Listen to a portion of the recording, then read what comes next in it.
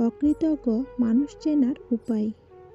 অকৃতজ্ঞ মানুষগুলো তখনই আপনার সঙ্গে যোগাযোগ করবে যখন আপনার কাছ থেকে তার কিছু একটা দরকার।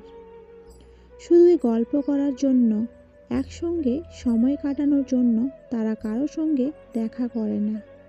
চিন্তাধারায় অকৃতজ্ঞ মানুষগুলো নিজেদের সবসময় ভুক্তভোগী মনে করে। তারাই পৃথিবীতে সবচাইতে কষ্ট আছে। আপনি যদি কোনো কিছু নিয়ে অভিযোগ করেন, তারা অনেকগুলো এমন উদাহরণ তুলে ধরবে যেখানে তাদের পরিস্থিতি আরও খারাপ ছিল।